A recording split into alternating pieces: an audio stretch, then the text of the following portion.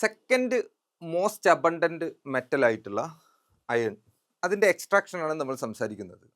Earth ക്രസ്റ്റിൻ്റെ ഏകദേശം 5% comprise ചെയ്തിട്ടുള്ളതും ആര് തന്നെയാണ്? അയൺ തന്നെയാണ്.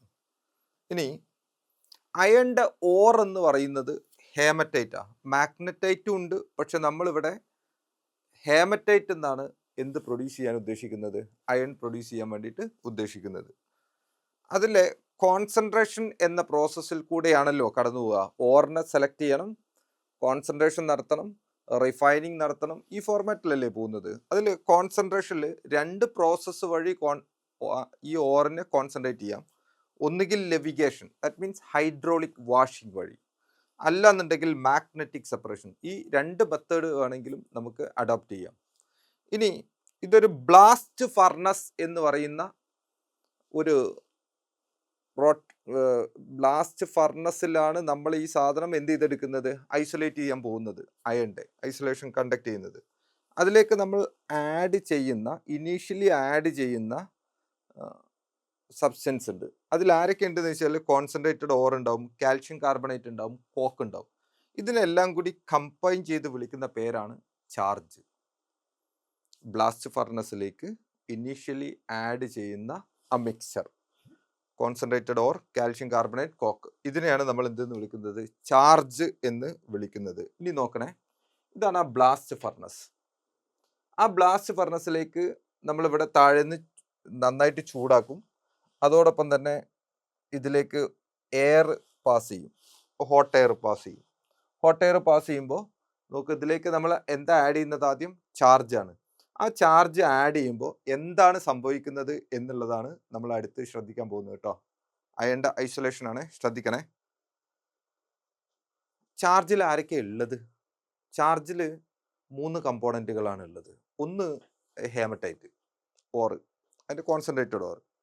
മറ്റൊന്ന് കാൽഷ്യം കാർബണേറ്റ്, മറ്റൊന്ന് കോക്ക്, കാർബൺ കോക്ക്. ആ കോക്ക് 3 നമ്മൾ ആ മിക്സ്ചറിൽ ഉണ്ടാവുക. ആ കോക്കാണ് ആദ്യം ഇവിടുന്ന് റിയാക്ട് ചെയ്യുക. കോക്ക് എന്ത് ചെയ്യുമെന്ന് വെച്ചാൽ കാർബൺ ആണത്, അത് ഓക്സിജനുമായിട്ട്, ഈ ഹോട്ട് എയറിലെ ഓക്സിജനുമായിട്ട് റിയാക്ട് ചെയ്ത് കാർബൺ ഡൈ ഓക്സൈഡ് ഹീറ്റും ലിബറേറ്റ് ചെയ്യും. That means it is an exothermic reaction. Heat liberate ചെയ്യും. ക്ലിയർ? ആ കാർബൺ ഡൈ ഓക്സൈഡ് വീണ്ടും കോക്കുമായിട്ട്, ലാർജ് എമൗണ്ട് കോക്കാണ് നമ്മൾ ആഡ് ചെയ്യുന്നത്, വീണ്ടും കോക്കുമായിട്ട് റിയാക്ട് ചെയ്യും. പക്ഷെ ആ സമയത്ത് അത് ഹീറ്റ് അബ്സോർബ് ചെയ്യും. Endothermic reaction. ആ സമയത്ത് അത് ഹീറ്റ് അബ്സോർബ് ചെയ്യും. ഈ കാർബൺ ഡൈ ഓക്സൈഡ് കോക്കുമായിട്ട് വീണ്ടും ഹീറ്റ് ചെയ്തിട്ട് എന്ത് പ്രൊഡ്യൂസ് ചെയ്യും? കാർബൺ മോണോക്സൈഡ് പ്രൊഡ്യൂസ് ചെയ്യും. അപ്പോൾ കാർബൺ മോണോക്സൈഡ് പ്രൊഡ്യൂസ് ചെയ്യുന്നതിലേക്കാണ് കോക്കിന്റെ അഡീഷൻ ലീഡ് ചെയ്യുന്നത്. ക്ലിയർ? അതിൽ first carbon dioxide formation exothermic reaction ആണെങ്കിൽ, കാർബൺ മോണോക്സൈഡ് ഫോർമേഷൻ എന്തായിട്ട് കൺസിഡർ ചെയ്യണം? എൻഡോതെർമിക്, ഹീറ്റ് അബ്സോർബ് ചെയ്യും റിയാക്ഷൻ നടക്കുന്ന സമയത്ത്. ഇനി ഈ കാർബൺ മോണോക്സൈഡ് നമ്മൾ ആഡ് ചെയ്യുന്ന ഹേമറ്റൈറ്റില്ലേ, ചാർജിൽ ആരൊക്കെ ഉള്ളത്? ഹേമറ്റൈറ്റ് ഉണ്ട്, കാൽഷ്യം കാർബണേറ്റ് ഉണ്ട്, കോക്ക് ഉണ്ട്. അപ്പോൾ കോക്ക് എന്തിനാണെന്ന് നമുക്ക് മനസ്സിലായി, കാർബൺ മോണോക്സൈഡ് പ്രൊഡ്യൂസ് ചെയ്യിക്കാൻ. ഇനി അത് 2 സ്റ്റെപ്പ് വഴിയാണ് പ്രൊഡ്യൂസ് ചെയ്യുന്നത് കേട്ടോ. ഇനി ഹേമറ്റൈറ്റ് Fe2O3, ഈ Fe2O3 ഈ കാർബൺ മോണോക്സൈഡുമായിട്ട് റിയാക്ട് ചെയ്ത് കാർബൺ മോണോക്സൈഡ് കാർബൺ ഡൈ ഓക്സൈഡും ഇത് അയണുമായിട്ട് മാറും. അപ്പോൾ അയൺ നമുക്ക് ഐസൊലേറ്റ് ചെയ്ത് കിട്ടും. ക്ലിയർ? പക്ഷെ അവിടെ ഒരു പ്രശ്നമുണ്ട്.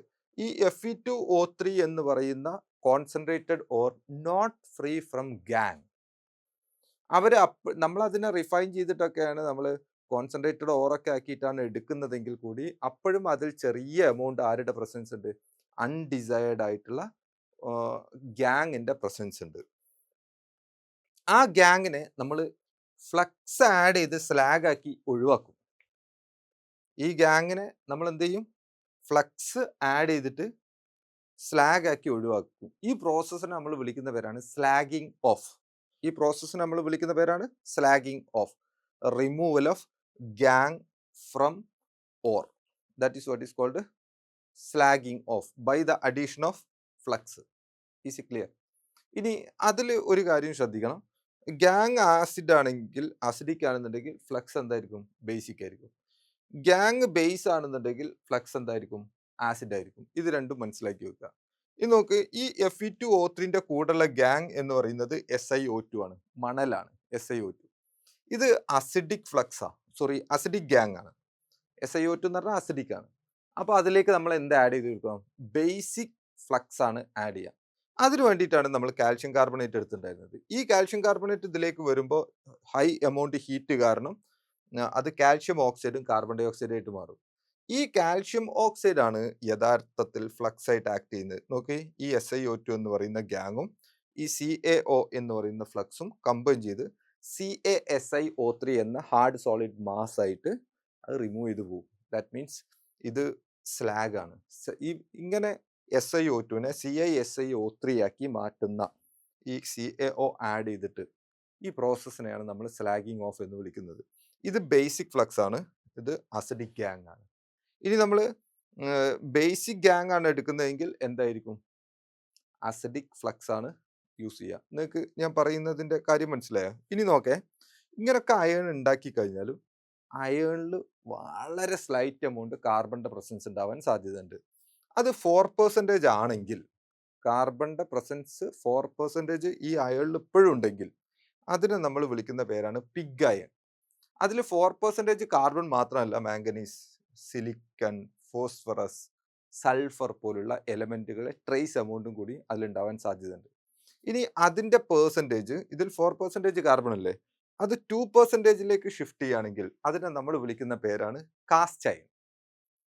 2% ഇമ്പ്യൂരിറ്റി ആണ് പ്രസന്റ് എങ്കിൽ അതിനെ നമ്മൾ കാസ്റ്റ് അയൺ എന്ന് വിളിക്കും. ഇനി ഏറ്റവും പ്യുവറസ്റ്റ് ഫോം ആയിട്ടുള്ള അയൺ എന്ന് പറയുന്നത് റോട്ട് അയൺ ആണ്. ആ റോട്ട് അയണിൽ പോലും 0.02 to 0.04% ഇമ്പ്യൂരിറ്റിയുടെ പ്രസൻസ് ഉണ്ടാവാനുള്ള സാധ്യത ഉണ്ട്.